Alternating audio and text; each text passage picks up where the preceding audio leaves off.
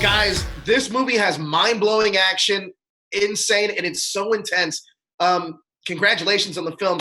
But it seems the physicality is a different breed than you would find in an Avengers movie. Can you talk to me about the different toll it takes on you, being more of a grounded action flick? Yeah, there was no kind of hiding behind, the trickery of filmmaking, and with you couldn't cut to another angle and so on to hide a mistake or stunt doubles and so on, and it meant huge amount of rehearsal time and just a completely exhausting process, but it's something we're beyond proud of. Afterwards, it felt like there was such a sense of achievement that we'd done something very unique and different, and was by far the most physically demanding thing I've ever done. Man, Sam, that there's this chase scene that's a super long scene, and I was so impressed by that scene. The action is there's so many things going on around you, and this was shot in Indy. Can you talk to me about how they kind of embraced the filmmaking? Because I heard that like they were waiting for Chris, and it was kind of wild out there. It was. It was an amazing and unique environment. I've shot in many countries all over the world, and nowhere quite like this. But the enthusiasm for what we were doing was incredible. We'd leave the hotel, and people would be following us to set, and not necessarily to be intrusive, but they just were so invested and so involved because we were, in their community, in their space, in Ahmedabad, India. But they were so supportive. I mean, there were times when we'd walk out and there'd be thousands of people on the balconies and rooftops just watching and just enjoying the live theater, and they would cheer after a take, or if Chris looked up and waved a hand, it was like a rock star had emerged, and they were just screaming and hollering. But that energy, I think, helped all of us to continue with this monumental task we had placed in front of ourselves. And so I super appreciative to that whole community for the support and enthusiasm they gave. Now, this was originally a graphic novel that the Russos did a few years back. Chris, did they always have you in mind for this role? And Sam, when did you become aware of the graphic novel, and how was it? Did you pitch it to the Russos, or did they kind of pitch it to you to direct? I think they went to all the other Chris's first, and I was they were scraping the barrel by the time they got to me, and it is what it is. I don't know. They could have.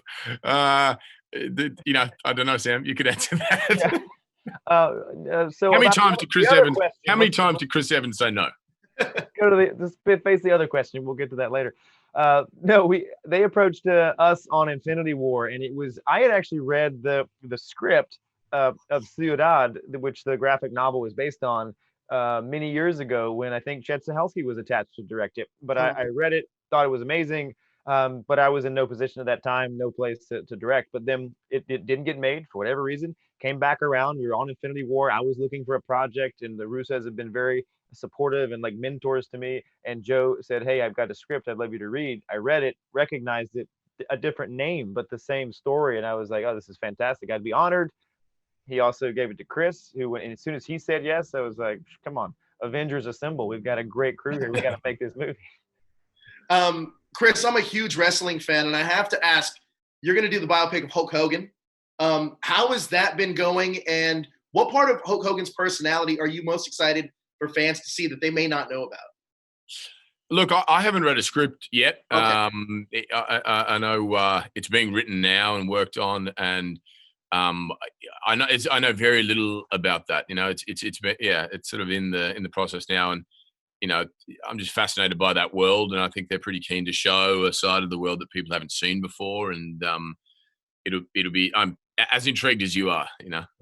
Now, Tyler isn't your standard Boy Scout action hero.